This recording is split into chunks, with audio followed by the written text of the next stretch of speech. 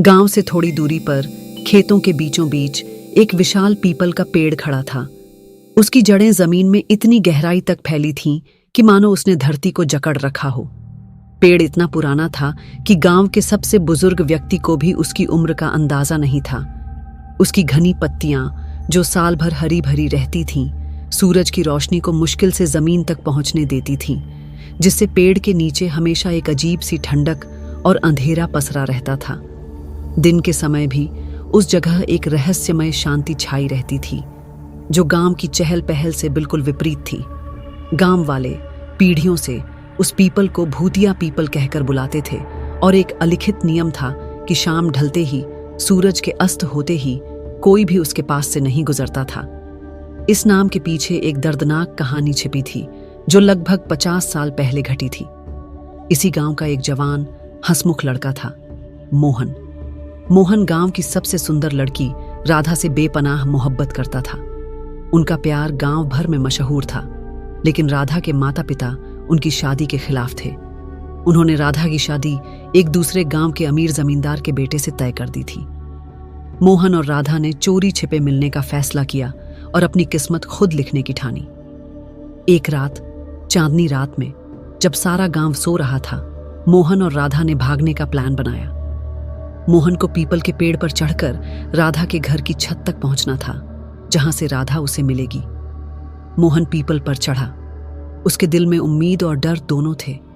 राधा पेड़ के नीचे उसका इंतजार कर रही थी, लेकिन नियति को कुछ और ही मंजूर था। जैसे ही मोहन एक कमजोर डाल पर पैर रखा, डाल चरमराकर टूट गई।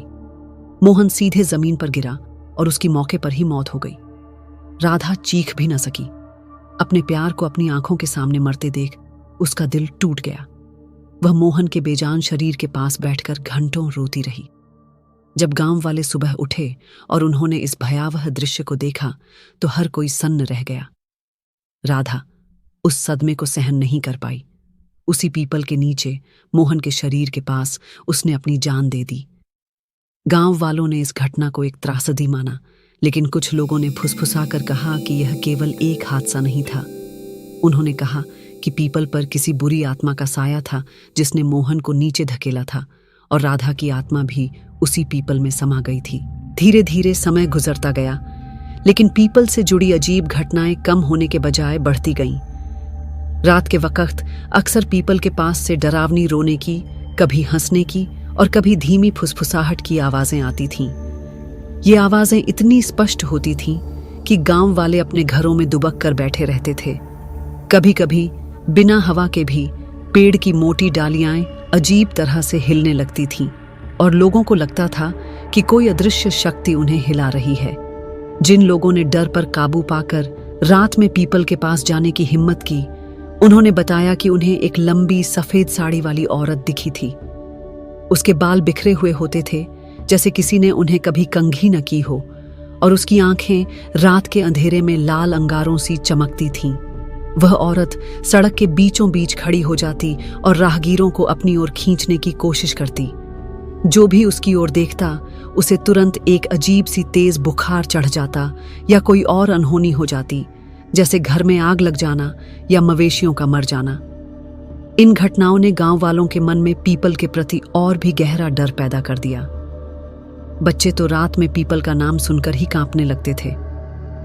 गांव के बड़े बुजुर्ग, जिन्होंने मोहन और राधा की कहानी को अपनी आंखों से देखा था, अक्सर चेतावनी देते थे, उस पीपल के पास मत जाना। वहां मोहन और राधा की आत्माएं भटकती हैं। उनकी अधूरी प्रेम कहानी ने उस पेड़ को शापित कर दिया है। उनकी इन बातों ने गांव के लोगों के डर को और भी पुख्ता कर दिया था। अब तो कोई दिन में भी जरूरत न पड़ने पर उस रास्ते से नहीं गुजरता था। पीपल का पेड़, जो कभी गांव के बच्चों के खेलने का स्थान हुआ करता था, अब एक भयानक, रहस्यमय और वर्जित स्थान बन गया था। उसकी घनी छाया में न जाने कितने अनकहे रहस्य और अनसुलझी पहेलियां दबी हुई थीं, जिनका इंतजार किसी बहादुर आत्मा को था, जो उन्हें सुलझाने की हिम्मत करे। गांव में पीपल के डर का माहौल दशकों से चला आ रहा था। कोई भी उस रहस्य को सुलझाने की जुर्रत नहीं करता था। लेकिन फिर एक दिन गांव का एक जवान लड़का रमेश शहर से अपनी पढ़ाई पूरी करके लौटा। रमेश पढ़ा लिखा था और विज्ञान में विश्वास रखता था। उसे इन सब भूत प्रेत की कहानियों पर बिल्कुल भी यकीन नहीं था। जब उसने गांव वालों से पीपल के बारे में सुना तो उसने इसे केवल अंधविश्वास और मन का वहम माना। ये सब बकवास है, उसने अपने दोस्तों से कहा।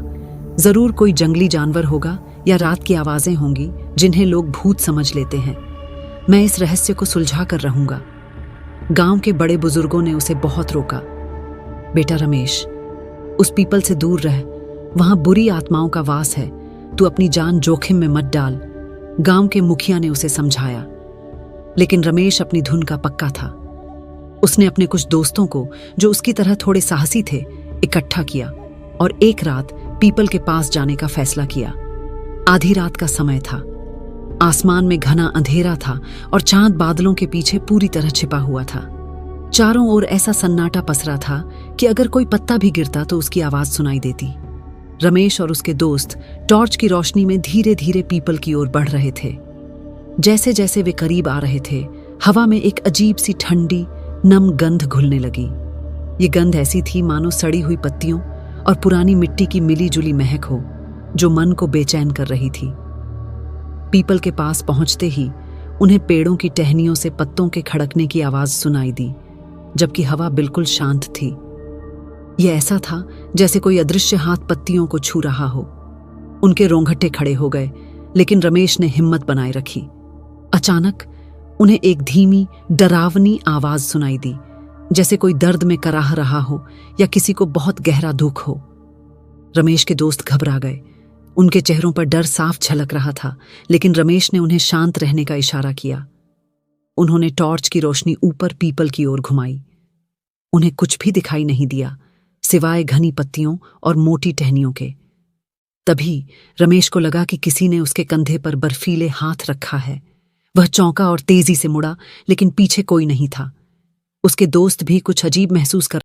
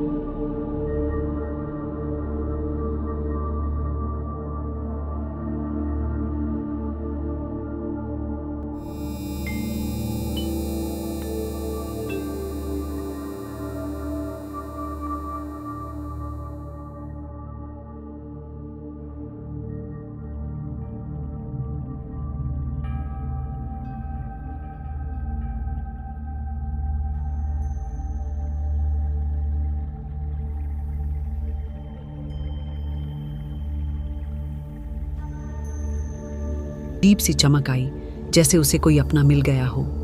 रमेश ने धीरे से कहा, तुम मोहन का इंतजार कर रही हो, है ना? तुम दोनों यही मिलना चाहते थे। महिला ने एक बार फिर धीरे से सिर हिलाया।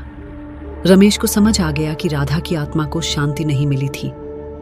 वह अभी भी मोहन का इंतजार कर रही थी, उसी पीपल के नीचे जहां उनके प्यार की कहानी अधूरी रह गई थी और उनका मिलन हो नहीं पाया था।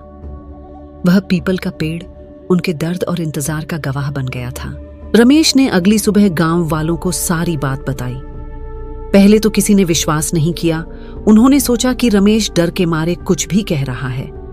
लेकिन जब रमेश ने राधा की कहानी से जुड़ी कुछ ऐसी बातें बताईं जो केवल कुछ बड़े बुजुर्गों को ही पता थीं और जिसे उसने पहले कभी नहीं सुना था, तो वे मान गए। राधा को मोहन से मिलने का वादा था और शायद यही वजह थी कि उसकी आत्मा को शांति नहीं मिल रही थी। गांव वालों ने मिलकर पीपल के नीचे मोहन और राधा की याद में एक छोटा सा मंदिर बनवाया। उन्होंने हर पूर्णिमा को वहां दीप जलाना शुरू किया और उनकी आत्माओं की शांति के लिए प्रार्थना की। उन्होंने गांव के पंडित जी से पूजा भी करवाई ताकि उन दोनों की आत्माओं को मुक्ति मिल सके। धीरे धीरे पीपल से आने वाली डरावनी आवाजें बंद हो गईं। रात में भी अब कोई डर नहीं लगता था। लोग अब उस रास्ते से बेखौफ होकर गुजरने लगे थे। भूतिया पीपल अब भूतिया नहीं रहा था। वह मोहन और राधा के अधूरे प्यार का प्रतीक बन गया था और गांव वाले जानते थे कि कुछ आत्माएं केवल शांति और प्रेम चाहती हैं, डर नहीं। उस पीपल की कहानियां अब डर की नहीं, बल्कि एक दर्द भरे प्यार की निशानी बन गई थीं, जो सदियों तक गांव की यादों में जिंदा रहेंगी।